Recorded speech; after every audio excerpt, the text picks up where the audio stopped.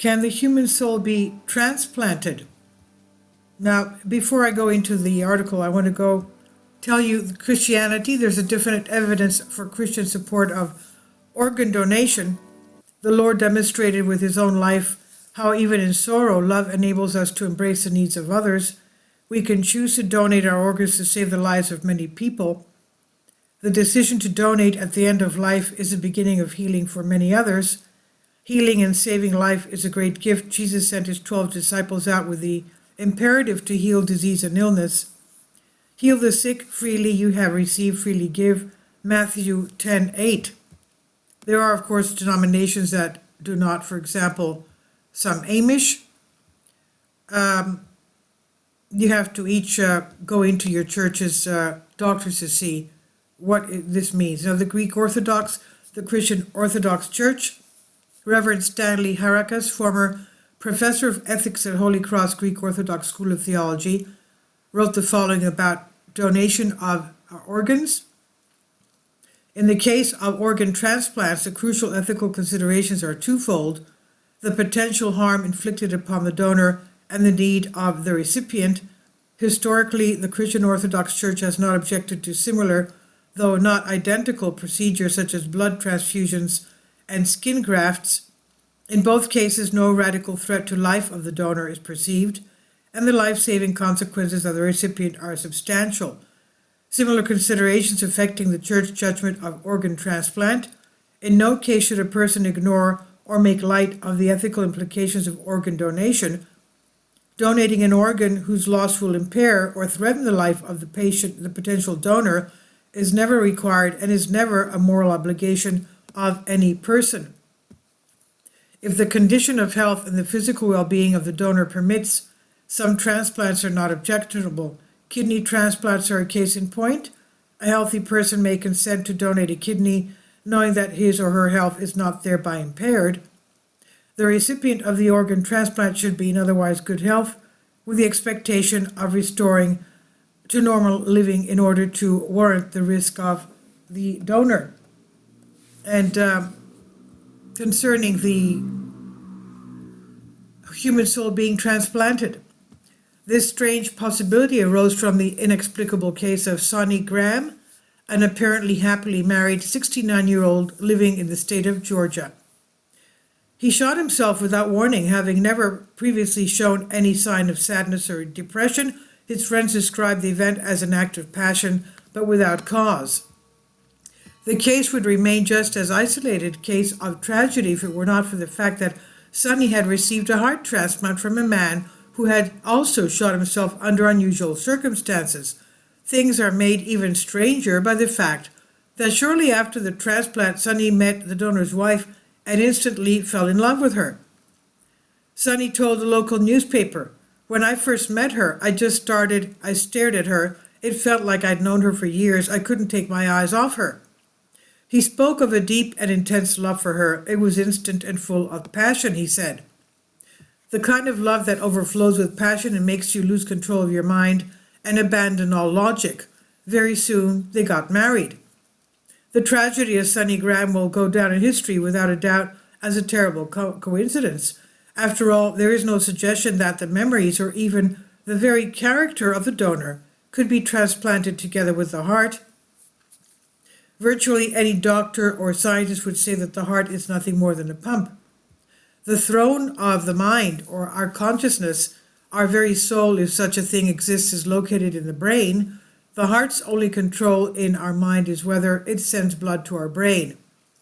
Ever since William Harvey unraveled the mysteries of the heart and blood circulation centuries ago, the above fact has been unquestionably true, or at least almost without a doubt. Some bold scientists claim that our memories and character are encoded not only within our brain neurons, but throughout our entire body. A consciousness, they claim, is created by every living cell in our body acting in concert with one another. And, I want to comment here concerning our partaking in the Holy Eucharist, the body and blood of our Lord Jesus Christ. Okay, it's transformed, the bread and wine is transformed into the body and blood of our Lord Jesus Christ. And that he is in there, and we take him in and we become part of him. Now, going back to this, consciousness, they claim, is created by every living cell in the body acting in concert with one another. They argue that our hearts, livers, and every organ in the body stores our memories, guiding our emotions and imbue us with our special character. The whole body is the throne of the soul, and not just the brain.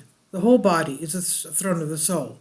And if any of these organs should be transplanted into another person, part of the memories, maybe even elements of the soul, might be transplanted along with it.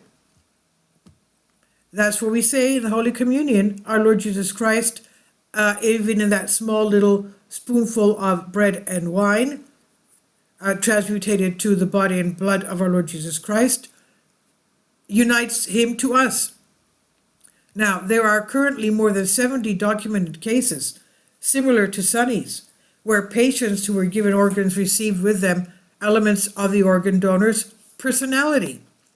Professor Gary Schwartz and his colleagues at the University of Arizona have documented numerous seemingly inexplicable experiences that resemble Sonny's, and each such case is a direct challenge to the medical establishment. They can't explain it, in other words, but it exists. Now, in a famous case uncovered by Professor Schwartz's team, an 18-year-old boy who wrote poems, played music, and composed songs had passed away in a car accident. A year after his death, his parents found a tape of a song he had written called "Danny, My Heart Is Yours." In the lyrics of the song, the boy said he felt death fatally approaching him and that it was his destiny to give his heart away. After his death, his heart was transplanted into an 18-year-old girl named Danielle. When the parents met Danielle, they played her some of the music their son had written, and she, even though she had never heard the song before in her life, knew the words and could fill in the lyrics. Professor Schwartz also investigated the case of a 29-year-old fast food addict who took the heart of a 19-year-old vegetarian who was described as nymphomaniac. After the transplant, she told her friends that how she hated meat and that she no longer found women attractive. Sometime after the transplant, she married a man. Now, these transplant-related events are not limited to hearts, and the kidneys seem to bear some of the characteristics of the people who originally had them. Take the case of Linda Gammons from Weston, Lincolnshire in the UK, who donated one of her kidneys to her husband, Ian. Since the operation, Ian believes he has picked up some clues from his wife's personality. She developed a love for making sweets, shopping, cleaning, and gardening. Before the transplant, she abhorred any kind of housework. She also adopted a dog, albeit before the operation. He had a weakness for cats, while his wife preferred dogs. It's easy to dismiss such cases as errologies, but the Chinese authorities take them seriously.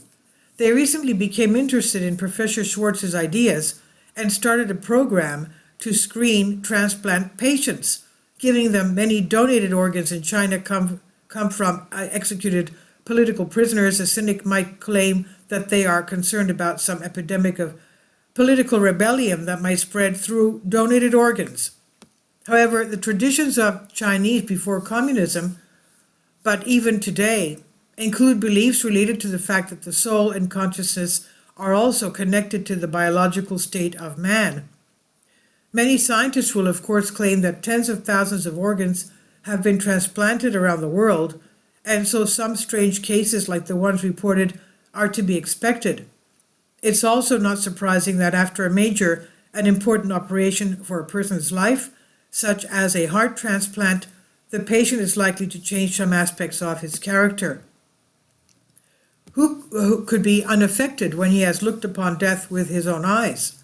The powerful drugs needed to do the transplant procedure can also cause significant changes in behavior. If we put all this together, it's hardly surprising that some patients leave the hospital with a completely changed outlook on life.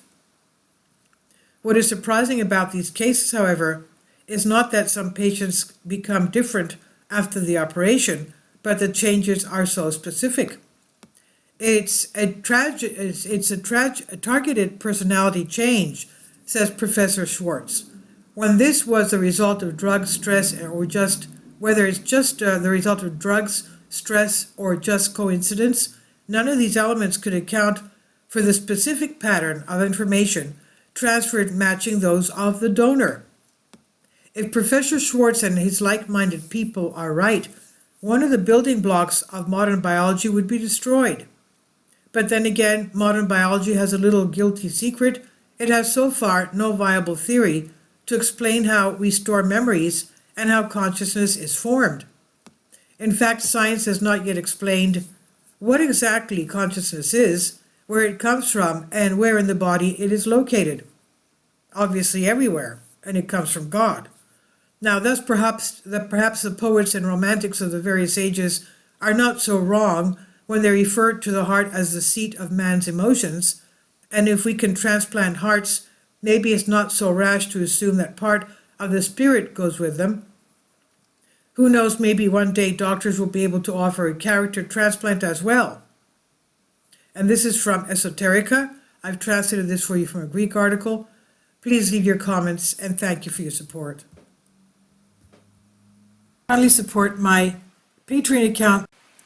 The daily posts are 5 videos daily, and they are totally different from what I have on my YouTube channel. Thank you so much for your support and that you find all my content so interesting. You'll find the Patreon account details in the description box below.